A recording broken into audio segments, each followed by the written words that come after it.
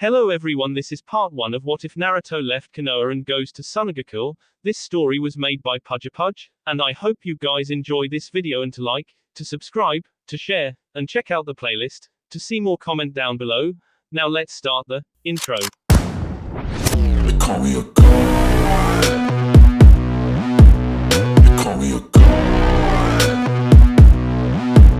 They call me a god. Join my membership, the perks are great. It's in the description. Be sure to like and subscribe, it gives me more motivation. Enjoy. Gaara was safe. The Akatsuki had taken the Shukaku, but Gaara was safe. That was all that mattered.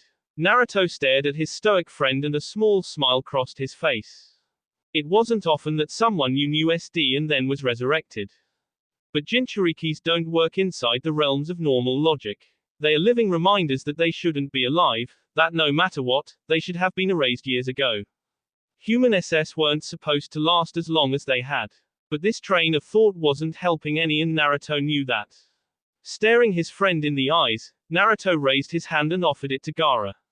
The redhead raised an eyebrow and used his sand to lift his hand and grasped Naruto's own firmly. Thank you, my friend, for saving my life. I am indebted to you. Temari and Kankuro stood behind their brother with grins on their faces. It wasn't often that Gaara showed this level of respect and warmth to anyone. Naruto merely nodded his head and clapped his hand on Gaara's shoulder. We have to go now, my friend. I'll see you again one day.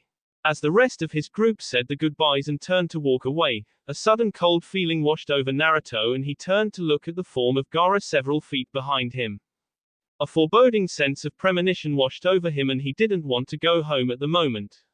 Sakura, Kakashi, and the rest watched as he sprinted back over to Gaara and placed both hands on the Kazekige's shoulders, alerting many to how close they were and causing many to fall into defensive stances.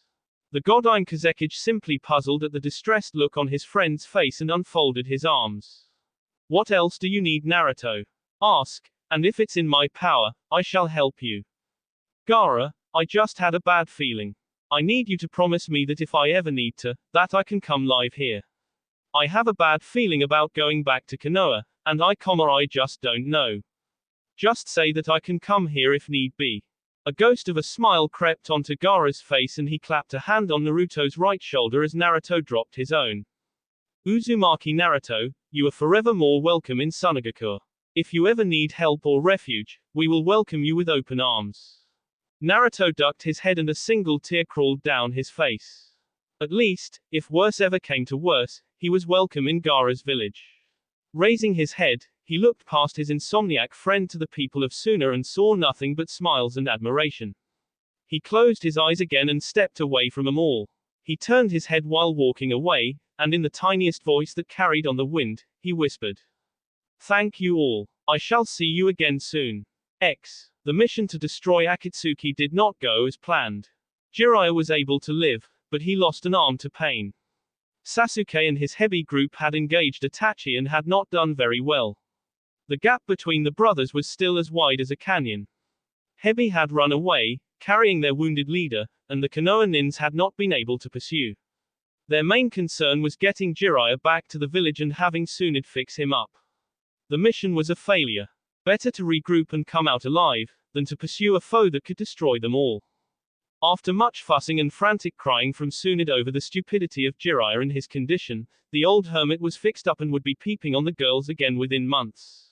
Currently, he and Tsunade were sitting in the Hokage office with a very nervous Naruto. Tsunade cleared her tea and got his attention. Now Naruto, I want you to know that you're not in trouble. Jiraiya and I have something to tell you that will rock not only your world, but the foundation of Konoha as we know it. Naruto gulped and sat up straighter in his chair. He wasn't in trouble, but this had something to do with him and he couldn't really see it being a good thing. The shiver he had after they rescued Gaara all those months ago came back full force and the sense of foreboding was almost overpowering. Everything in him was telling him to bolt, but morbid curiosity wouldn't allow it. Signaling with his hand for her to continue, he readied himself. Naruto, this is about your parents, who they were, and what this means for you. A pin could have dropped and would have been heard with perfect clarity. The sound of inhalation broke the silence and Naruto was seen grasping the handles of his chair so hard that his knuckles were white. My, My parents. Who were they? Jiraiya smiled at his apprentice and he and Tsunade crossed the room to sit in chairs in front of Naruto. A conversation such as this demanded not that they be professional, but that they be compassionate to a boy who, for all intents and purposes, was like a grandchild to the both of them. Tsunade smiled and started again. Your parents, Naruto, were Namikaze Minato and Uzumaki Kushina, two of the most powerful ninja this village has ever seen. Namikaze, where have I heard that name before? It sounds so familiar. Jiraiya laughed and slapped the arm of his chair. It should sound familiar, brat, that's the name of your idol, the Yondaime Hokage. My father was the Yondaime Hokage. But, why was I never told? A sad smile came onto Tsunade's face as she patted his knee. Your parents didn't want you to get a big head, Naruto, because of who they were. They were humble people and expected you to be as well. It was your father's wish that you be seen as a hero, but we all see how that turned out. Your mother was beautiful, a loudmouth tomboy at heart, but a beautiful person. Despite the way you grew up, Naruto, you're one of the noblest people in Konoha by birth. Then why was I made to live like trash? I could have been adopted or something. Why did I have to be all alone? I don't think they wanted me to be all alone. Jiraiya sighed and sat back in his chair. A proud smile adorned his haggard face. Tell me, Naruto, do you know how you got that name? No. Your parents named you after a character in one of my books. I'm named after one of the characters in one of your perverted books. Great, that's just what I need to know now. Hey, that's not true. This was an earlier novel of mine that wasn't as well received. Your mother loved it though. It was a story of a brave warrior who became a hero to his village. In fact, it really resembled your life up till now. I wrote down the Toad Seer's prophecy and didn't realize it. This had piqued both Tsunade's and Naruto's interest, but only Tsunade had the voice to speak. Tell me, Jiraiya, how did it end? I never finished it. The publisher didn't like it, so I only got up to the point where the hero meets the villain pulling the strings behind the scenes and then nothing. The rest is a blank slate, Naruto. Your future is what you make of it. Do you have a picture of my parents? I want to see what they looked like. The last two of the Sannin stood and motioned for him to follow them. We'll do you one better, brat. We'll show you your parents' house. Stepping out into the sun, Naruto realized how warm it was and tied his jacket around his waist. The black t-shirt he wore was just a little tight and showed off his toned body. Naruto wasn't mindful of the looks he was getting though. Today was one day he could care less. Today was the day he learned of his origins. Perhaps, just maybe, that premonition wasn't a bad thing after all. After marching through the village for what seemed like eternity, the trio stopped outside of a set of gates. Naruto stood in awe before his family's home, completely oblivious to the prodding of his two companions. Well, wouldn't you like to go inside and see what you have here? He merely nodded dumbly and padded after the two Sannin, up to the door and inside. Looking around, he noticed that the fact that his parents were humble people was very apparent. Instead of a clan house, it was a very quaint 4-bedroom home, just big enough for a couple wanting to start a family. It was a very homey place with leather furniture and wood floors, a fireplace, and a larger-than-average kitchen. Naruto spun round and round, taking it all in. He heard Jiraiya sigh and turned back to his sensei. You know, the last time I was here was right before you were born. I was in a bit of a slump and Minato and Kushina insisted that I stay with them until I was my normal, jolly self. I'd never seen them so happy, talking about what a great kid they were going to have. Hey, if they could only see the hellion you grew up to be, they'd have never been so upbeat. Tsunade and Naruto chuckled at his joke. Jiraiya was trying to be enlightening while sorting through his own memories. Your mother was beautiful, Naruto. Redheads are always feisty ones. You get your attitude from her. She never took S from anybody, including me. She was always such a blast to be around. Minato, well, he's public knowledge. He was a prankster extraordinaire and a very powerful man. Of course, he wouldn't have amounted to anything without my training, but that's beside the point. I loved your parents as if they were my own children and you, yourself, are my godchild.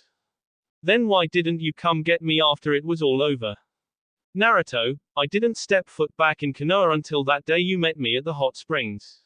You have no idea how shocked I was to see you. It was like looking at a fusion of Kushina and Minato, and yet, I didn't want to believe it. You couldn't be real. If you were alive, it was a painful reminder of duties that I had shirked. I'm sorry, Naruto. It's alright, Ero Sennin. I forgive you. I know all too well that the past is painful. Besides, meeting you in that way was a lot more fun and exciting than being raised by you. The three shared a laugh and eventually quieted back down. As he wiped the tears from his eyes, Naruto's vision settled on a photo of a red-headed woman and a blonde man, both in Junin uniform. Are they, is that them? Suna nodded and Naruto took the photo off the wall and sat in a chair, staring at it intently. He was indeed the vision of his mother in the face, while his hair and build resembled his father's. His chest began to ache and he had to set the picture down before he dropped it. Suna sat beside him and wrapped her arms around his shoulders. Now, don't cry. We have a lot of exploring to do and not much time to do it. We have a meeting with the council soon and you have to be there. What? Why? Because we're going to reinstate you as the last Namikas. We have your father's and mother's will, your birth certificate, and several affidavits that say you are who you are. Unfortunately, for you to be reinstated as a clan after so long a period of inactivity, we'll need a majority vote from the council. After all, you've been registered as a ward of the state and an orphan since your birth. We have a lot of work ahead of us. Jiraiya nodded his head and clapped a hand on his shoulder. Just know, boy, that you've done a lot of good in your career as a ninja. Not many can do what you can. You're an asset to the village and unless there are a lot of bigots and grudge holders on that council, then we'll have no problem. Now, what say we investigate the rest of this house? Naruto nodded and followed after them, a small frown on his face. That bad feeling was back again and this time it was threatening to consume him. Suna had been arguing with the assembled council for a while now and it was disheartening to say the least.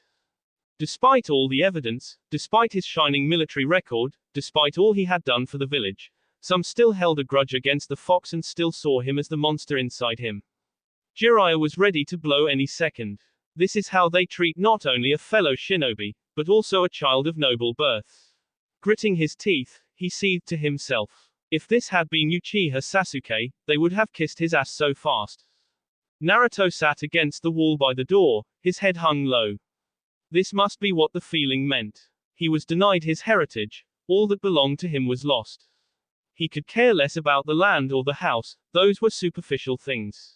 He wanted the memories that belonged to him that were inside, the pictures, the books, the scrolls, his family heirlooms. He wanted his parents' legacy and he was denied that. He had stopped listening after their vote came up negative. Suna was in a rage. How can you deny him his heritage? He is a ninja of this village and you can't deny him his parents' things. Homura pushed his glasses further up on his nose and sighed. It wasn't that he didn't like the boy, he just didn't hate him either. He was completely neutral. But the Namikazes were good people and there was no sound proof that this boy was their son. He couldn't, in good conscience, let him have something that might not belong to him. Suna, what you say is true. We can't deny him his heritage, but there is no proof beyond your word that he even has a heritage. There is simply no way that I can vote for him to receive the holdings of the Namika's property, nor can any of the other council members. I don't speak for everyone, but if there were proof beyond a shadow of a doubt, I would be the first to cast my vote for I. So all you need is proof. That's all. That is all. Fine. I want 1 month. I'll have your proof or we will never speak of this again and the Namika's estates will be auctioned off. Agreed. Heads nodded and Suna and Jiraiya stormed off with Naruto in tow. Retreating to the Hokage office was the only thing they could do at the moment. They should have known that those idiots wouldn't let it go smoothly. Now all they had to do was find proof. Naruto, however, had had enough of political scheming and stood up, crossed the room, and placed his hands on the shoulders of his 2 older companions. Enough. I see now that I will never reach the heights I want to hear. My dream has always been just that, a dream. But I've achieved a certain goal of mine. I know now who my parents were and I can live happily knowing that I was a wanted child, that my parents didn't desert me or abandon me. But Konoha no longer holds anything for me. I want to leave Suna. I can't do that, Naruto. You'll be labeled a missing nin as soon as you exit the gates. But what if I wasn't a missing nin? What if you reassigned me to an allied village? Suna sat down behind her desk and folded her hands under her chin. Jiraiya took up his station behind her. You've put some thought into this, haven't you? Ever since we saved Gaara, I've had a bad feeling that wouldn't go away, like something was going to happen that would affect me greatly. I asked Gaara if he would give me a home if I ever had to leave the leaf, and he agreed. Please, Bar-chan, don't make me stay here where I'm not appreciated. But Naruto, we appreciate you. Don't leave because of this. We'll fight it and we'll make it right. Naruto shook his head and smiled sadly. Bar-chan, I'm not stupid. I know that the council is against me. I don't have a future here except for a village that doesn't appreciate me. Do you know that I've never had a day go by here that I haven't been glared at, or insulted, or threatened with violence just for breathing? Do you know what I found in Suna? No. What? Acceptance, adulation, fellowship. I'm just one ninja, Sunad, and I'm not the best. I'm powerful, but I know my shortcomings. I'm brash and loud and I don't think things through. Maybe in Suna I can find myself and I'll see you again one day, a better ninja and a better man. Please, Bar-chan. Sunad swiveled her chair so that he couldn't see her face. Tears cascaded down her cheeks as she looked at Jiraiya pleadingly, as if asking him what she should do. He had no answer but a frown and a knowing nod, to which her tears seemed to redouble. It was true what Naruto said. He had no future here, he had no life. At least there, in Suna, the people didn't glare at him, they didn't hate him. And he had friends there, genuine friends who knew who and what he was. A happy thought flitted through her mind. Maybe there, he'd find love from someone who was as strong as he was, in mind and body. No one here would let the daughters near him, and his crush seemed so far away. Yes, perhaps this was for the best. She swung the chair back around and gave him a teary grin. Well then, when do you want to leave? I want to do some things first. They may have denied me my heritage, but I'm not leaving without a few things that are rightfully mine, council be damned. I want my family scrolls, I want my family's pictures, and I want my father's coat. The rest you can do whatever you want with. Jiraiya raised an eyebrow at his demands. And how do you intend to get all that, brat? I'm going back with you two one last time. I'm taking several sealing scrolls and I'm putting my family's things in them. Suna nodded her head, but then a fear crept into her mind. Naruto, those scrolls are important to the village. How do you intend to take them out without it being seen as treason? I'm going to make copies of whatever is written in them. We'll retrieve them and bring them here to the Hokage office, where I'll make copies and then we'll go see the council again and announce my transfer. They'll want the scrolls, you understand. Naruto set his mouth into a snarl and slammed his fist on the desk. They can't have them. Family scrolls are for family only, and if there are no Namikazes left in Konoha then the scrolls need to be destroyed. I'll burn them myself if need be. I see. If you can't have your rightful property nobody will. I like that, brat. You know they'll throw a hissy fit, right? Like I give a damn. I don't care what they think anymore. Sunad leaned back again and opened her desk drawer, taking out a bottle of sake and 3 dishes. Jiraiya and Naruto both raised their eyebrows while she uncorked the bottle and poured the sake into the dishes. Lifting hers, she bade the two to pick theirs up. Jiraiya did so with a grin on his face, but Naruto looked apprehensive. Sunad sighed and thrust the dish into his hand. I wanted to have a drink with you when you were older, but I may not get that chance now. You're going to drink with Jiraiya and me and you're going to like it. We need to get good and spaced before we go about destroying important docents tomorrow. The three lifted the dishes and clinked them together before downing them. Naruto coughed and sputtered, drawing laughter out of his 2 older drinking buddies and prompting them to utter at the same time. Lightweight. X. The next morning found our trio back at the Namikaze household, and standing in front of a heavy oaken door with a red seal on it. Sunad and Jiraiya had thrust Naruto to the front and stood behind him while he faced the wooden gate to his desires. Looking over his shoulder, he asked for guidance on what to do.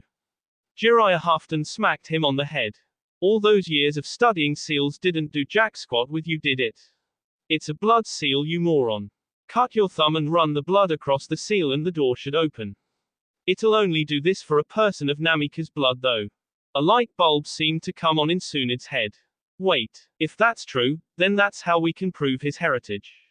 They'll have to believe us then. Naruto sighed and turned around as he bit his thumb. You know as well as I do it's a futile effort, Bar-chan. They don't want me to be a Namikaze and they'll probably say something stupid like, the demon altered his blood to that of the Hokages or some s like that. Let's just do what we came here to do and copy them at your office. Without another word, Naruto swiped his thumb across the seal and it glowed a bright red before the door swung open and a musty smell came from the now open room. Coughing slightly, the three made their way in and stared in awe at the large amount of scrolls in the vault. Minato was a lover of knowledge and his library could rival that of the Hokage Tower. Kushina undoubtedly had her own stash in here, but the majority was Minato. Naruto smiled as he looked around. His parents were definitely knowledge hogs. Deciding to forego those thoughts for the moment, he turned to his companions and tossed them some scrolls. Watcher waiting for. Get to ceiling. Several hours later, the three had gathered every scroll in that library and were headed back to copy them all. Naruto looked at Tsunade and Jiraiya and sighed. He needed to do something to thank them for their help before he left. Suddenly an idea came to his head. Hey, tell you what. As thanks for helping me do all this, I'll buy you whatever liquor you want, my treat. What do you say? If their eyes could have lit up any more, he'd have been afraid their heads would catch on fire. He was soon shoved off to the nearest liquor store with a list as long as his forearm. Perhaps offering to buy for them wasn't a good idea. The copying process went very smoothly. After sitting there copying for about an hour, Naruto had gotten bored and summoned several clones to keep going while he took a break. Tsunade soon caught on and sent several as well. She wondered in the back of her mind, if that applied to Hokage paperwork too. Jiraiya, with his one arm, had to concentrate hard to get just the right amount of energy, but was able to make 2 clones to take over his workload.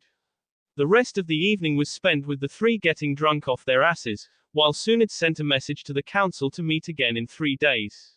Maybe by then, Naruto would have enough time to look over everything he wanted and get what he needed. Tsunade entered the council room with Jiraiya and Naruto following closely behind her. This would be a day to remember one way or the other. For one, she was about to send a shinobi to another village without warning and that was considered poor taste from a cage. The second reason was that she was going to allow said shinobi to destroy docents that could prove potentially useful to Konoha and that definitely wouldn't sit well with the council. The third was that she had invited all of Naruto's friends to sit in on the proceedings, an unheard of thing in the history of Konoha. Seeing that everyone was getting restless, she started the meeting. Alright everyone, thank you for coming. We are here once again to decide whether or not you will allow Naruto to take up the name Namikaze and take the seat for that clan on this council. Last time you voted nay. What say you all this time? Homura, having been named the representative after his speech last time, stood and addressed the Hokage. Have you come across any new evidence to support the claims that one Uzumaki Naruto is indeed the son of Namikaze Minato and Uzumaki Kushina? A collective gasp was heard from the section where his friends sat. Several murmurs were heard about how he did look like the fourth and that maybe he was somebody. Naruto grimaced when he heard that. It was as if you couldn't be somebody unless you were from a clan around Konoha. Tsunade shook her head. No, we haven't found any new evidence. Now what say you? The vote went around and it came up nay again. Tsunade sighed and hung her head. This sealed the deal. Very well. Uzumaki Naruto may never take the name Namikaze then and the properties shall be sold off. This is the final decision of this council and may not be overturned. I shall now allow Naruto to take the floor as he has something of interest to tell you all. Naruto. He nodded his head and walked to the front of the room. Taking a rather large scroll from his back, he bit his thumb and swiped it over the length of the scroll, dumping out several more on the floor. Bending his knee, he picked up one and passed it to the council member closest to him. These are the family scrolls of Namikaze Minato and Uzumaki Kushina. As they are family scrolls, they cannot be allowed to fall into the hands of any untrustworthy people either in or out of Konoha. I have brought them all here to destroy them in front of the council, that they may never be used for ill. All the council members blanched at that and began to call out. Homura raised his hand, calling for silence. Whence did you come by these scrolls, boy? These were locked away in the Namikaze household, protected by several blood seals and traps. Only one who was of the Namikaze bloodline could. The old man's eyes grew large, large enough to bug out of his head. He lifted his gaze and locked eyes with Naruto, who had a sad look on his face. You really are. Before he could finish, Naruto had raised his hand and started speaking again. No, I am not. That was the supreme decision of this council. There are no Namikazes in Konoha anymore. Therefore, these scrolls must be destroyed and any evidence that could be used against the village must be destroyed also. I, myself, am no longer a part of this village as of tomorrow morning. I am being transferred to Suna, where I will take up station as a Sunanin, under the orders of the Godine Kazekage.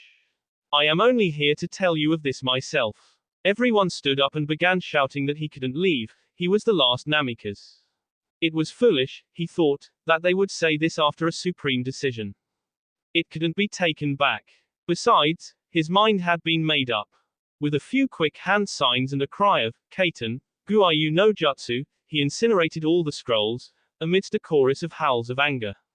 He felt a slight pinch in his heart as he destroyed his father's work, but took solace in the fact that only the originals were lost. His parents' work would live on through him. He turned to the council member who clung to the tiny scroll and held out his hand. He scowled when the man jerked back, cradling the scroll as if it were precious. You come in here and destroy our mightiest Hokage's work and expect me to give up the last thing we may have of him. I don't care if you are his son, I won't. He never finished what he was about to say because Naruto had leapt over the table and slammed him against the wall. His fangs bared, he snatched the scroll from the man and tossed it onto the bonfire in the middle of the room. Never say I'm his son. You idiots all denied me that right and I shall never forget it. I'm going to Suna now, a place where I hope I'll be appreciated. You won't have to put up with the demon brat anymore. You won't have to put up with Uzumaki Naruto anymore. I quit. He dropped the man and walked out of the room, heading towards his apartment, where he hoped to prepare to leave in the morning. He heard the sound of footsteps behind him and turned to find his ex-teammate Sakura, and the rest of his friends. He didn't want to see them right now, but then again, no time like the present. Sakura had decided she'd speak for the group. Naruto, you can't just leave. What will we do without you? The same thing you did when Sasuke left. Carry on. Don't worry about me, I'm going to a better place. Neji took his turn. But aren't you the one who told Sasuke that he didn't need to leave the village to become strong? You're running away from your problems, Naruto. Don't you dare compare me to him. Sasuke never had to put up with the crap I did. He wasn't hated for something he had no control over. He wasn't ostracized. I'm going to a place where I'll be appreciated for what I can do, not hated for what I never did. I'm sorry, but you'll all do fine without me. You did fine when I left the first time. Hinata walked to her crush, for what she thought could be the last time. Making her way slowly forward, she wrapped her arms around his and sobbed against his chest. Naruto smiled and looked down at the shorter Kunoichi. She was always so kind, if only he didn't have to leave. But alas, things never go as planned. Shush, Hinata, don't worry. I'll see you again someday. Promise me that in that time you'll get stronger. She looked back up at him and gave him a shaky smile, nodding her head. She didn't trust her voice at the moment as she slunk back beside Kiba and Shino. Naruto looked at the rest and did his best to keep his voice steady. Neji, I'm sorry but I'll have to break my promise to you. I won't be able to help you change the Hyuga. I expect you and Hinata to do it in my stead though. Lee, I'm sorry I won't be around to spar with you anymore. Tenten, I'm sorry I never got to know you better. Shikamaru, Chuji, I want you two to take care of yourselves and Ino. Don't let Asuma's S go to waste and take care of that kid of his. Shino, Kiba, take care of Hinata please. She needs your support more than ever. And Sakura, you'll have to try to find Sasuke on your own with Kakashi. I'll send whatever info I can on him and if I see him I'll try to subdue him, but I'm not making any more promises. I'm sorry guys but this is goodbye. He turned on his heel and left to pack, his heart breaking into pieces. He always hated saying goodbye to people and now it felt like the weight of the world was on his shoulders. He had people who depended on him here, but they were all strong. They'd get along without him. The group stood and watched him fade away into the evening and one by one they began to walk off. The last to leave was Sakura. She couldn't believe that yet another of her teammates had left her all alone. She walked home sobbing to herself and thinking that if only he hadn't been denied what was rightfully his, this may have never happened. Naruto stood at the gates at sunrise, eager to begin his journey. Beside him stood Suna and Jiraiya, the only ones to come to see him off. Jiraiya had given him the last book of his series and made him promise to read it when he got a girlfriend. Naruto made a silent promise that if it was any good like the old pervert said, he might buy them all. Suna had nearly broken down in tears and hugged him until he turned blue. She was sniffling and hiccuping the whole time and it took Jiraiya grabbing her ass to make her let go. She turned and glared at the one-armed man, promising pain later. Looking back at the young man before her, she smiled one last time and gave him a kiss on the forehead. That was for good luck. Now, you'll let us know when you get there, right? Of course. I'll have Gaara send a messenger bird. Are you sure you don't want us to notify him beforehand? Yeah, I want this to be a surprise. Well, I better go. Naruto turned to walk away before he remembered the one thing that he had promised to do. Oh yeah, Ero-sennin. I need you to do me a favor. And what's that? I don't think I should have the Toad contract anymore. After all, it's a Konoha contract and it needs to stay in Konoha. That's not up to me, kid, that's up to Gamabunta. It's his contract. Well, we better take care of this right now then. With a quick cry of, Kuchio's no jutsu, the chief Toad appeared. I don't see any danger. Why was I called here? Down here, chief. Uzumaki. What do you want? I need to cancel our contract. I'm leaving Konoha. If Gamabunta could have looked any more surprised it would have been comical. He merely looked at the boy with hurt in his eyes and asked the inevitable question. Why? Because I'm not appreciated here. I'm leaving and I think it's dishonorable to take a Konoha contract with me. I'm sure Ero-sennin can find a suitable replacement. Gamabunta's gaze turned sad and he knocked his pipe out on the ground. There aren't many like you, kid. And you're right, I did agree to serve those who serve Konoha. No way I can convince you to stay. I'd rather you be my summoner than one who is unworthy. Sorry, chief, I can't. I have to do this. I'm really sorry that we never had that drink either. Tell your kids I'll miss them, okay? I will. And Jiraiya, this boy's replacement better be as good as him or you're toast. Goodbye, Naruto. I'm glad to have met you. Your father would be proud. With a large puff of smoke, Gamabunta disappeared and Naruto ducked his head to keep the tears from flowing. The Toads had been a part of him since he was 12 and it hurt to cancel his bind with them. Jiraiya put his arm around the boy's shoulder and gave a reassuring squeeze. Don't worry, brat. I'll make sure it ends up in the hands of someone who deserves it. I'll miss you, boy. I'll miss you too. You'll always be my favorite godparent. Jiraiya choked on a laugh and stood back, wiping the tears from his eyes. Suna stepped forward for the last time and wrapped him in a hug. I'll miss you, Naruto. I really will. Come visit sometime, okay? I will, Suna. I most definitely will. And next time, you're buying sake, okay? She laughed and stepped back beside Jiraiya, who put his arm around her shoulder for support. For once, Suna didn't berate him, she just leaned in and took what she could get. With a wave over his shoulder, Naruto was gone into the coming light. They watched him until he faded away, his white coat melting into the morning sun.